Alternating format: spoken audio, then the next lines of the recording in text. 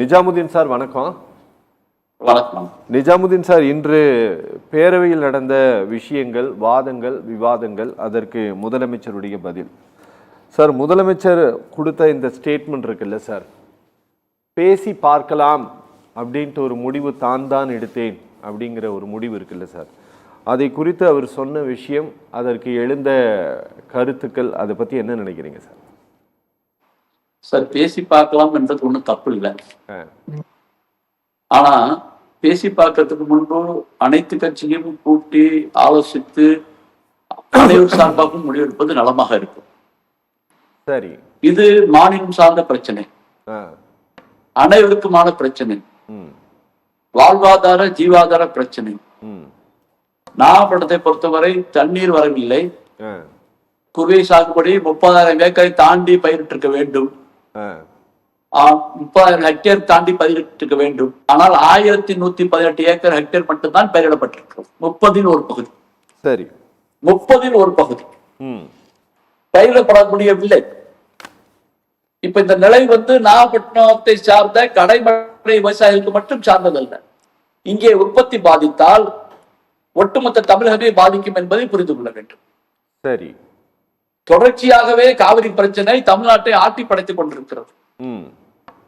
அந்த நேரத்தில் ஹேமாவதி, கபினி, கிருஷ்ணராஜ சாகர் என்று பல அணைக்கட்டுகளை கட்டி கட்டி கட்டி நமக்கு வர வேண்டிய தண்ணி தடுத்து விட்ட கர்நாடகம் கடைசியாக மேகதாதுவிலிருந்து நிற்கிறார். மேகதாது கட்ட அனுமதிக்கப்படுமையானால் 67 TMC தண்ணீரை தடுத்து விட்டால் தமிழ்நாட்டுக்கு சுத்தமாக தண்ணீர் வராது. சரி, எந்த வாய்ப்பும் இருக்காது. மனிதர் மட்டுமல்ல, உயிரினங்கள், பறவைகள், காக்கா, குருவி கூட வாழ முடியாத சூழ்நிலை ஏற்பட்டு அந்த திட்டத்தை செயல்படுத்தியதை விட ராசி மணல் திட்டத்தை செயல்படுத்துவது சிறப்பானது. அதனால் அது குறித்து கர்நாடகா இதுவரை சிந்திக்க மறுக்கிறது.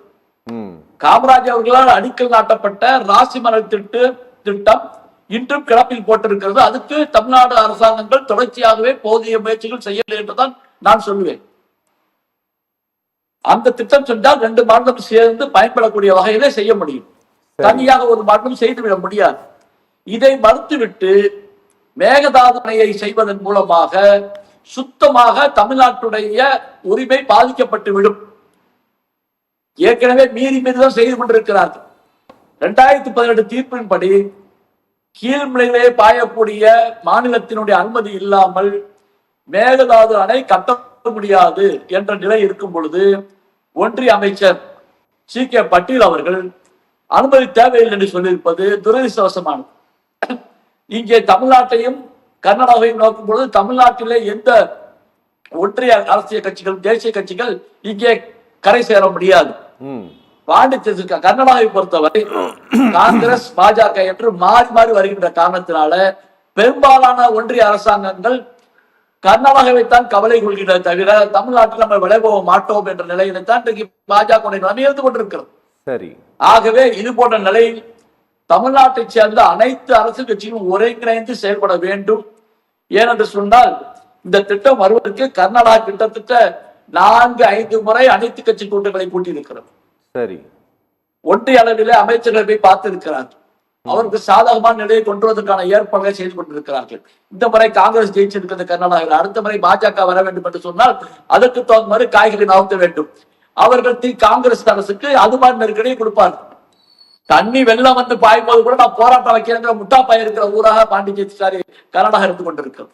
வெள்ளத்தை தடுக்க முடியாமல் நான் நிலத்தை மறிப்பேன் என்று சொல்லக்கூடிய அளவுக்கு ஒரு நிலைமை இன ரீதியான, மொழி ரீதியான வெறி பிடித்த நிலையில இருந்து கொண்டிருக்கிறார்கள். மனிதனை இந்தியராக பார்க்கவில்லை. அதனால்தான் வேற மாதிரி சிந்திக்கக்கூடிய நிலைகளை தமிழ்நாட்டில் உள்ள மக்களுக்கு தொடர்ச்சியாக வந்து கொண்டிருக்கக்கூடிய காரணத்தினால இந்த நிகழ்வில் மாநில அரசாங்கம் மிக சிரத்தையோடு நடந்து கொள்ள வேண்டும். எங்கேயாவது ஒரு சின்ன ஒரு லூப்போல் விட்டா கூட தமிழ்நாட்டுடைய முழு உரிமையும் பாதிக்கப்பட்டுவிடும்.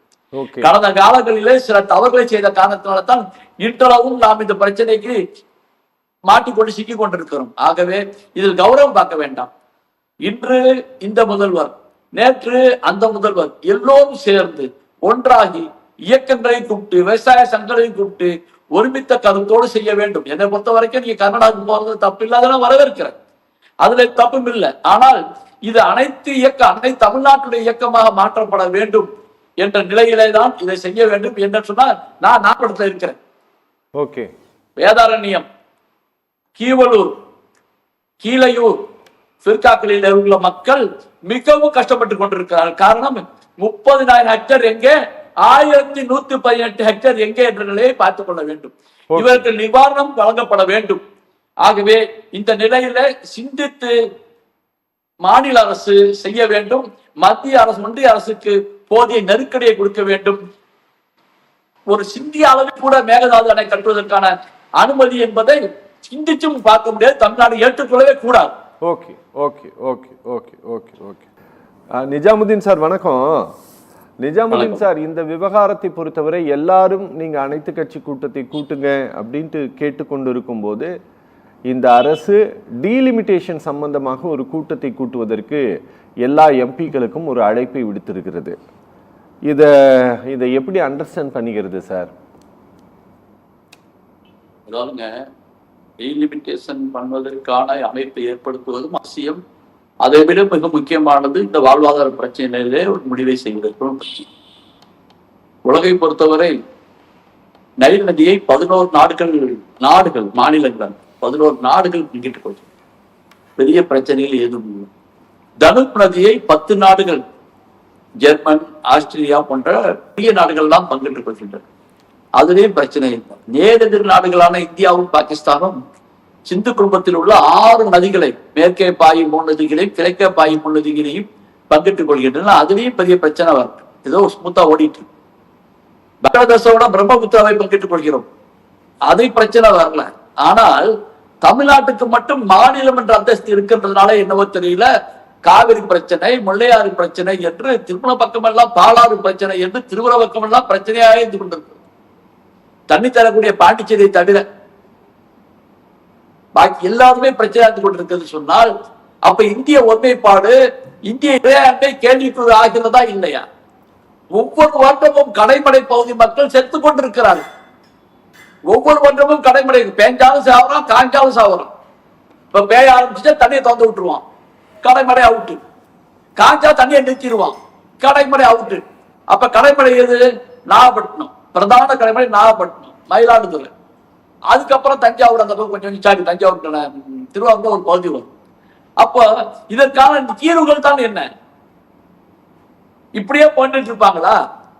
177.25 டிஎம்சி தண்ணீர் வரணும், வரல. இப்ப வர்ற தண்ணி சரியா சம்பா நடவுக்கு வருமா? சம்பாக்கு நடவுக்கு வரும். கடைசி நேரத்தில் அந்த விளைச்சல் மகசூல் எடுக்கிற நேரத்தில் வருமா அந்த தண்ணி என்றால், சென்ற ஆண்டு போயிட்ட மாதிரி தோசை போயிட்டு போ. அப்ப என்ன வாழ்வாதாரம்? அப்ப எல்லாருமே விவசாயத்தை விட்டு வெளியே போய்விட்டால் இந்த நாட்டுடைய நிலைமை என்ன ஆகுது? இதை தெளிவாக சிந்திக்க வேண்டாமா? எதில் அரசியல் பண்ணுவது என்பது தெரியலையா? டீலிமிட்டேஷன்ல இந்திய தமிழ்நாட்டுடைய அதிகாரம் போய்விடுகிறது. அதற்கு நான் எல்லாத்தையும் கூப்பிடுறேன், வரவேற்கிறோம். அதே நிலையில இதையும் தான் செய்யணும். பெருமனசு பண்ணி நான் முதல்வர் சந்திப்பேன் தமிழ்நாட்டுக்கு, அதை வரவேற்கிறேன், நான் இல்லைன்னு சொல்ல வரல, அதையும் வரவேற்கிறேன். இதையும் செய்ய வேண்டும். ஏனென்று சொன்னால் இவ்வளவு மோசமான நிலைகள் இருந்து கொண்டிருக்கின்றன. இப்ப இந்த விவசாயத்தை, குறுவை விவசாயத்தை நம்பி இருக்கக்கூடிய 30,000 ஹெக்டேர் 29,000 ஹெக்டேர் ஒண்ணுமில்லாமல் போச்ச.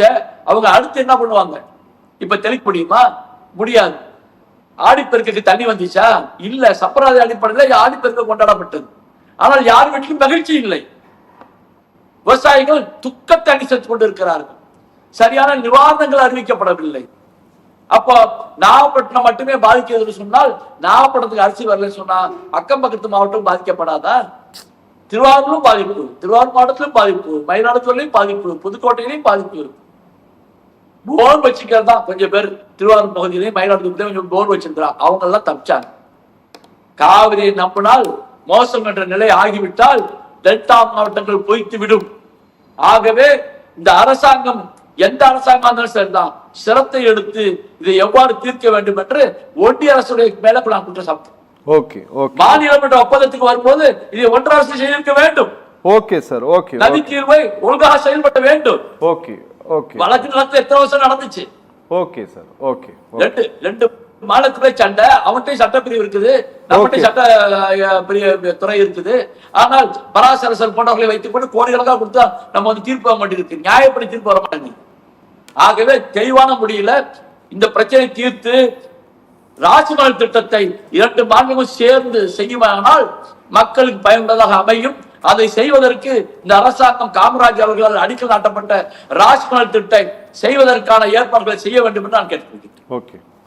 அதோடு நாகப்பட்டினம் மக்களுக்கும் குறுவை பாதித்தவர்களுக்கும் தெளிவான அதிகப்படியான ஏக்கருக்கு 25,000 வீதம் நஷ்டஈடு வழங்க வேண்டும் என்றும் நான் கேட்டுக்கொள்கிறேன். ஓகே. தொகுப்பானாலும் சார், குறுவை தொகுப்பானாலும் சரி, அல்லது வழங்க நம்ம கேட்கிற நஷ்டஈடா இருந்தாலும் சரி, அது நிலம் வைத்திருக்க விவசாயிகளுக்கு தான் போகுது. இந்த குறுவைக்கு உழைக்கக்கூடிய விவசாய கூலி இருக்காங்கல்ல, அவர்களுக்கும் இந்த குறுவையினால வேலை வாய்ப்பை இழந்திருக்கிறார்களே, அவர்களுக்கும் நிவாரணம் வேண்டும். கிட்டத்தட்ட இந்த டெல்டா மாவட்டங்கள்ல 10 லட்சத்துக்கு மேற்பட்ட விவசாய கூலிகள் இருக்கிறார்கள். இந்த குறுவை நடைபெறாத காரணத்தினால அவர்களுக்கு வருமானம் இல்லை. ஏற்கனவே ஒன்றிய அரசு வேலை வாய்ப்பு திட்டத்தை நிறுத்தி வச்சு 100 நாள் வேலையை நிறுத்தி வச்சிருக்கிறாங்க, சரியா செயல்படுத்தல. இந்த நிலையில வருமானமின்றி தவிக்கக்கூடிய இந்த டெல்டா மாவட்டத்தில் குறுவையை இழந்து சாகுபடியா இருக்கக்கூடிய விவசாய கூலிகளுக்கும் நிவாரணம் வழங்க வேண்டும் என்று நான் கேட்டுக்கொள்கிறேன். ஓகே சார், ஓகே சார், ரொம்ப நன்றி.